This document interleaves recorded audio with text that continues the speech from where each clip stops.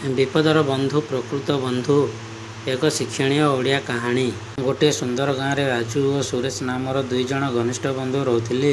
ସେମାନେ ପିଲାଦିନରୁ ଏକାଠି ପଢ଼ୁଥିଲେ, ଖେଳୁଥିଲେ ଓ ସବୁ କାମରେ ପରସ୍ପରଙ୍କ ସାଥୀ ଥିଲେ। ଗାଁର ଲୋକମାନେ ତାଙ୍କ ବନ୍ଧୁତ୍ୱର ଉଦାହରଣ ଦେଉଥିଲେ। ଦିନେ ଦୁହେଁ ନିକଟସ୍ଥ ସହରକୁ କିଛି ସାମଗ୍ରୀ କିଣିବାକୁ ବାହାରିଲେ। ସହରକୁ ଯିବା ପାଇଁ ଗୋଟିଏ ଘଞ୍ଚ ଜଙ୍ଗଲ ମଧ୍ୟ ଥିବା ରାସ୍ତା ଦେଇ ଯିବାକୁ ପଡ଼ୁଥିଲା। ରାସ୍ତାରେ ଯାଉଥିବା ବେଳେ ଦୁହେଁ କଥା ହେଉଥିଲେ। ରାଜୁ କହିଲା, ସୁରେଶ, ଯଦି ଆମ ଉପରେ କେବେ ବିପଦ ଆସେ, ଆମେ ପରସ୍ପରକୁ ଛାଡ଼ିବା ନାହିଁ।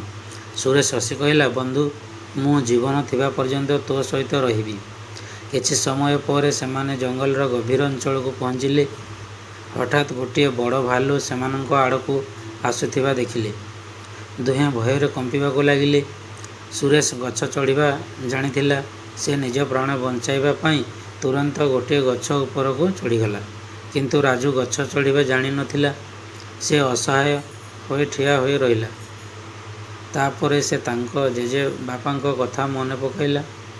ଭାଲୁ ମୃତ ଲୋକଙ୍କୁ ଛୁଏଁ ନାହିଁ।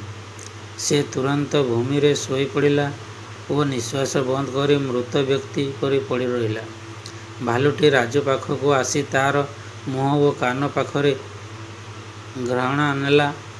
କିଛି ସମୟ ପରେ ତାକୁ ମୃତ ଭାବି ସେଠାରୁ ଚାଲିଗଲା। ଭାଲୁ ଚାଲିଯିବା ପରେ ସୁରେଶ ଗଛରୁ ତଳକୁ ଓହ୍ଲାଇ ଆସି ହସି ହସି କହିଲା, ବନ୍ଧୁ, ଭାଲୁ ତୋ କାନରେ କ'ଣ କହିଗଲା? ରାଜୁ ଶାନ୍ତ ସ୍ୱରରେ କହିଲା, ଭାଲୁ ମୋତେ ଗୋଟିଏ ବଡ଼ ଶିକ୍ଷା ଦେଇଗଲା। ସେ କହିଲା, ଯିଏ ବିପଦର ସମୟରେ ତୋତେ ଏକା ଛାଡ଼ି ପଳାଇଯାଏ, ତାକୁ ପ୍ରକୃତ ବନ୍ଧୁ କେବେ ଭାବିବୁ ନାହିଁ। ସୁରେଶ ନିଜ ଭୁଲ ବୁଝିପାରିଲା।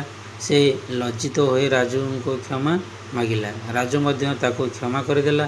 ସେହିଦିନଠାରୁ ସୁରେଶ ନିଜ ସ୍ୱାର୍ଥ ଛାଡ଼ି ସତ ବନ୍ଧୁ ହେବାକୁ ଚେଷ୍ଟା କଲା। ସେମାନଙ୍କ ବନ୍ଧୁତ୍ୱ ପୁଣି ଦୃଢ଼ ହେଲା।